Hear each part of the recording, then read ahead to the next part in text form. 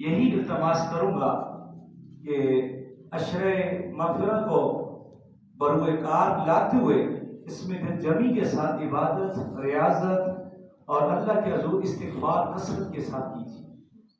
اللہ تعالیٰ نے اس رمضان کی شان قرآن میں بیان فرمائی، اور یاد رکھیے یہ واحد رمضان کا مہینہ ہے کہ جس کا نام لے کر اللہ تعالیٰ نے قرآن میں وضاحت فرمائی ہے۔ شہر رمضان الذی انزل فیہ القرآن، یہ وہ مقدس مہینہ ہے جس میں قرآن کا نزول ہوا ہے۔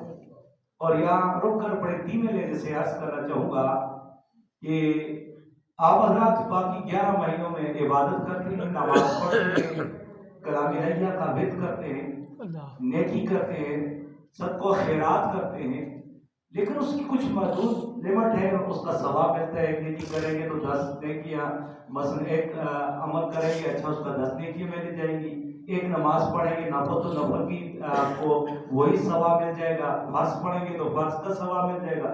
لیکن یاد رکھیں کہ امت محمدیہ پر اللہ کا یہ احسان ہے کہ عام دنوں سے ہٹ کر رمضان میں تم جب قرآن پڑھو گے، عام دنوں میں تمہیں ایک حرف پڑھنے سے 10 نیکیاں ملتی تھی، لیکن رمضان میں وہی ایک حرف پڑھو گے اللہ تمہیں 70 سے زائد نیکیاں عطا فرمائے۔ سبحان اللہ۔ عام دنوں میں تم نوافل پڑھتے تھے، ایک نفل 2 نفل کا تمہیں ثواب ملتا تھا، وہی نفل تم رمضان میں ادا کرو گے اللہ تمہیں فرائض کے برابر ثواب عطا فرما دے گا۔ عام دنوں میں تم فرائض پڑھتے تھے، جماعت کے ساتھ پڑھتے تھے تو 27 سے برابر نمازوں کے برابر ثواب ملتا تھا، لیکن اکیلے پڑھتے تھے تو ایک ہی کا ثواب ملتا تھا۔ فرمایا جو میرا امتی رمضان میں فرض پڑھے گا، فرض ادا کرے گا، اللہ ایک فرض کے بدلے اسے 70 سے زائد فرائض کے برابر ثواب عطا فرمائے گا۔ سبحان اللہ۔ تو اس لیے یہ مہینہ بڑی برکتوں کا حامل ہے، بڑی نعمتوں کا حامل ہے۔ اور میں نے گزشتہ دن بھی یہ حدیث بیان کی تھی کہ میرے پاک نبی صلی اللہ علیہ وسلم نے فرمایا کہ 4 لوگ ایسے ہیں کہ جن کی رمضان میں بھی بخشش نہیں ہوتی، یعنی کہ اتنی بڑی رحمت کی چادر تنی ہے۔ اللہ پہلے دن سے رمضان کے آخری دن تک آسمان دنیا پر آ کر اپنے بندوں سے مخاطب ہے اور فرماتے ہیں میرے بندے مجھ سے کچھ مانگنا ہے مانگ لو، مجھ سے طلب مغفرت طلب کرنی ہے تو مغفرت میں تجھے دوں، تمہیں بخش دوں، مجھ سے رزق طلب کرنا ہے میں تمہیں رزق عطا کروں، مجھ سے اولاد طلب کرنی ہے میں تمہیں اولاد عطا کر دوں۔ لیکن یاد رکھیں اور نیکیوں کے باوجود بھی کچھ 4 لوگ ایسے ہیں جن کی رمضان میں بھی بخشش نہیں ہوتی۔ میرے پاک نبی نے فرمایا جو شراب کا عادی اور شراب پینے والا شخص ہو اس کی رمضان میں بھی بخشش نہیں ہوتی۔ نمبر 2 جو والدین کا نافرمان ہے اس کی بھی بخشش رمضان میں نہیں ہوتی۔ اور اس کے ساتھ میں ایک حدیث کو کوٹ کروں گا کہ آقا علیہ الصلوۃ والسلام مسجد نبی میں تشریف لے آئے، آپ نے پہلی سیڑھی پر قدم رکھا، آپ نے آمین فرمایا، دوسری سیڑھی پر قدم رکھا، آپ نے آمین فرمایا، تیسری سیڑھی پر قدم رکھا، آمین فرمایا۔ جب خطبہ مکمل ہوا صحابہ کرام نے عرض کیا فداک امی و ابی یا رسول اللہ، یا رسول اللہ ہمارے ماں باپ آپ پہ قربان جائیں، آج معمول سے بڑھ کر آپ نے آمین فرمایا ہے، اس کی وجہ کیا ہے؟ آقا علیہ الصلوۃ والسلام نے فرمایا میرے پاس جبریل امین آیا اور اس نے عرض کیا کہ تباہ و برباد ہوا وہ شخص کہ جس نے رمضان کا مہینہ پایا لیکن اپنی مغفرت رب کے ہاں نہ کروائی۔ تو میں نے اس کے اوپر آمین فرمایا، اور پھر جب میں نے دوسری سیڑھی پر قدم رکھا تو جبریل امین علیہ السلام کہنے لگے کہ تباہ و برباد ہوا وہ شخص کہ جس نے والدین کو پایا اور ان کی خدمت نہ کی، تو میں نے اس پر آمین کی۔ اور ساتھ میں حدیث کو پورا کر لوں، مقصد میرا دوسری آمین کی طرف تھا۔ تیسری دفعہ جب آمین فرمائی جبریل امین نے آ کر عرض کیا کہ تباہ و برباد ہوا وہ شخص کہ جس کے سامنے آپ کا نام نامی لیا جائے اور آپ پہ درود نہ پڑے، میں نے آمین فرمایا۔ دوستان معظم، اس حدیث کو پڑھ کر دل خون کے آنسو ہوتا ہے، جسم پہ کپی تاری ہوتی ہے، کہیں ہم غفلت کی شکار نہ ہو جائے کہ نوریوں کے سردار فرشتوں کے سردار بدعا کریں اور نبیوں کے سردار آمین کریں، کیا اس پر کی بخشش ہو سکتی؟ کبھی بھی نہیں ہو سکتی۔ اس لیے میرے پاک نے بھی فرمایا کہ رمضان میں دوسرا وہ شخص ہے جو والدین کا نافرمان ہے، اس کی بخشش نہیں ہوتی۔ اور تیسرا فرمایا وہ شخص ہے کہ جو قطع رحم، قاطع یعنی کہ رشتوں کو توڑنے والا، جھگڑا کرنے والا، اس کی بھی بخشش نہیں ہوتی۔ اور اس میں ایک حدیث کا مفہوم عرض کرنا چاہوں گا کہ بعض اوقات بہت بڑے مجمع بھی ہو لیکن وہاں قاطع رحم آ جائے، اس کی نحوست کی وجہ سے دعا قبول نہیں ہوتی۔ آقا کریم نے فرمایا ہزاروں کا مجمع کیوں نہ ہو کہ جس محفل میں تعلق کو توڑنے والا بیٹھ جائے، آنکھ اللہ کی بارگاہ میں ہزاروں اٹھا لیں، تو وہ اس کی نحوست کی وجہ سے اللہ اس مجمع کی دعا کو قبول نہیں کرتا۔ اتنا بڑا، کیونکہ آقا علیہ الصلوۃ والسلام کی شریعت ہمیں بتا رہی ہے کہ 3 دن سے زائد اپنے بھائی سے ناراض نہیں ہونا۔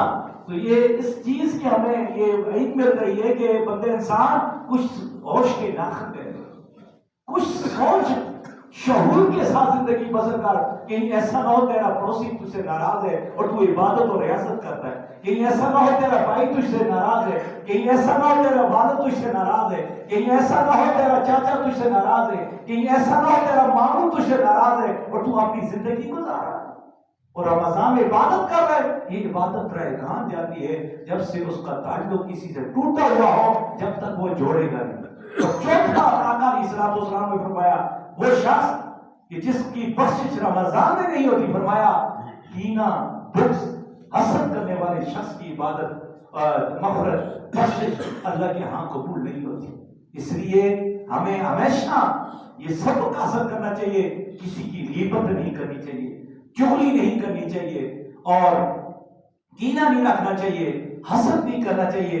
اگر کسی کو اللہ نے مال عطا کر دیا ہے، یہ اس کا اپنا کمال کیا، اس کے اپنے اعمال کے صدقے اللہ اسے مال بھی عطا کر دیتا ہے، اسے آزمائش کے طور پر مال واپس بھی لے لیتا ہے، لیکن دوسرے مومن کو یہ جائز نہیں ہے کہ وہ اس پہ حسد کرنا شروع کر دے۔ لیکن ایک بات پہ رشک ضرور کرے، اگر کوئی بندہ علم دین حاصل کر رہا ہے، قرآن پڑھ رہا ہے، حدیث پڑھ رہا ہے، تو پھر دوسرا شخص یہ رشک کر سکتا ہے، اس کی اس بات کو لے سکتے ہیں، یار اس نے اتنا قرآن پڑھا ہے، میں اس سے زیادہ قرآن پڑھوں گا، اس نے اتنا اللہ کی بارگاہ میں صدقہ کی ہے، میں اس سے بڑھ کر اللہ کی بارگاہ میں صدقہ کروں گا۔ اس لیے بس یہی آپ لوگوں سے عرض کرنا چاہوں گا، اپنا ٹوٹا ہوا تعلق اللہ کی بارگاہ کے ساتھ جوڑ دو۔ میں یہاں پہ پہنچا کہ آپ کی جامع مسجد غوثیہ دیکھی، دل باغ باغ ہوا۔ یہ آپ لوگوں کا یہاں جو ہے نا آپ کے گلدستے محبت کے علامہ پیر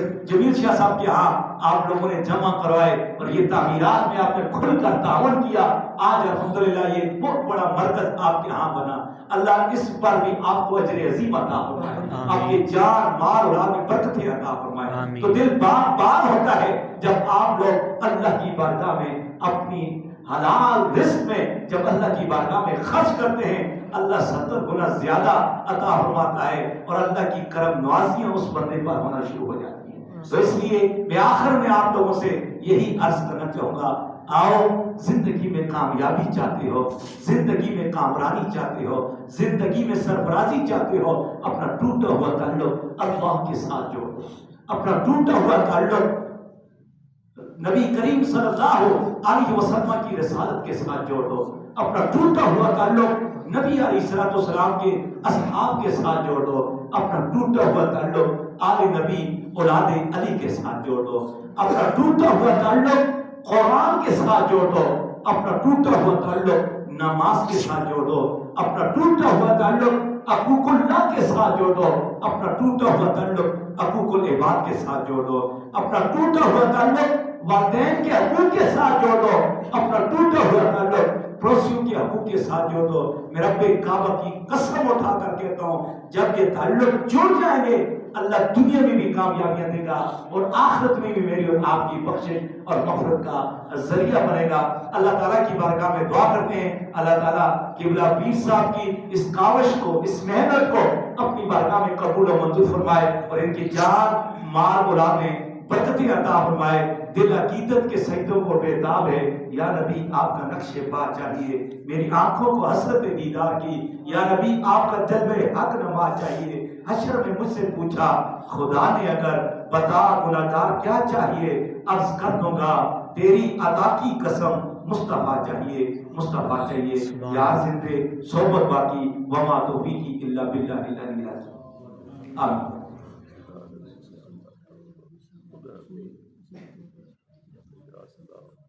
آمین. الحمدللہ رب العالمین والصلاة والسلام علی اشرف الانبیاء والمرسلین. اللهم انت السلام منك السلام حينا ربنا السلام وادخلنا دار السلام تبارك وتعالى يا ذا الجلال والاكرام. ربنا ظلمنا انفسنا وان لم تغفر لنا وترحمنا لنكونن من الخاسرين. استغفر الله ربي من كل ذنب واتوب اليه. لا حول ولا قوة الا بالله العلي العظيم. بار الہ ہمارے اس نماز عصر کو اپنی بارگاہ میں قبول و منظور فرما. اس نماز عصر کے توسل سے, روزے پاک کے تصدق سے, بار الہ جو کچھ بیان کیا اس کے توسل سے ہمارے صغیر اور کبیرہ گناہوں کو معاف فرما. آئندہ گناہوں سے بچنے کی توفیق عطا فرما. بار الہ اس نماز عصر کے تصدق سے, درس قرآن کے توسل سے جو ہمارے عزیز و تعلق, رشتہ دار, تعلق دار, محلہ دار, دوست احباب, والدین کریمین, اساتذہ کرام, مشائخ نظام اس دنیا فانی سے چل بسے ہیں. یا اللہ سب کے حق میں دعا کر, سب کی مغفرت عطا فرما, سب کے درجات میں بلندیاں عطا فرما, سب کو نبی کریم صلی اللہ علیہ وسلم کی شفاعت عظمیٰ سے بیرحمان فرما. بارے بالخصوص جن احباب نے اس مسجد کی تعمیر کے لیے اپنا کلیدی کردار کیا, اس تعمیر میں ایسا لیا کہ قبلہ شاہ صاحب کے ساتھ دیوار کی طرح کھڑے رہے. میرے مولا سب کو اجر عظیم عطا فرما, سب کی جان مال اولاد میں برکتیں عطا فرما. اور خصوصی طور پر آج کے اس درس قرآن میں افطاری کا اہتمام راجہ جہانگیر صاحب نے کیا.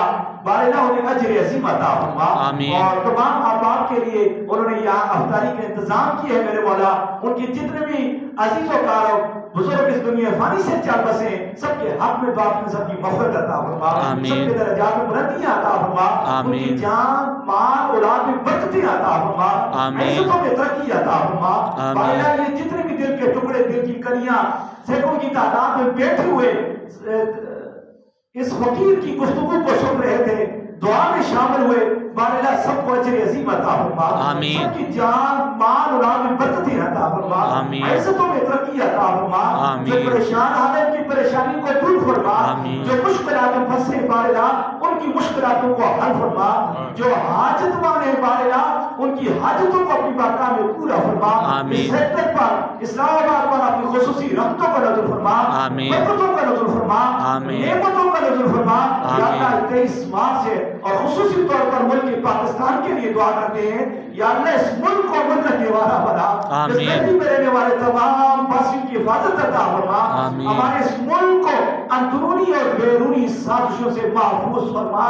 بارے اس ملک کے جتنے بھی بارڈر ہیں اس کی حفاظت عطا فرما. میرے مولا فلسطین کے رہتے مسلمانوں کے لیے دعا کرتے ہیں. یا اللہ آج کے اس درس میں ان کی مدد عطا فرما, ان کی نصرت عطا فرما. عالم اسلام کے مسلمانوں کو ان کی مدد کرنے کی توفیق عطا فرما. اللہ و ملائکتہ یصلون علی النبی یا ایھا الذین آمنوا صلوا علیہ وسلموا تسلیما. اللهم صل علی سیدنا و مولانا محمد علی سیدنا و مولانا محمد وبارک وسلم وصلی علیہ صلاۃ تنجینا بها من جمیع الاحوال والآفات وتقضینا بها جمیع الحاجات وتطهرنا بها من جمیع السیئات وترفعنا بها عندك اعلی الدرجات وتبلغنا بالصالحات من جمیع الخیرات فی الحیات وبعد الممات انك على كل شيء قدیر. صلی اللہ تعالی علی خیر الخلق محمد علیہ وسلم اجمعین برحمتہ.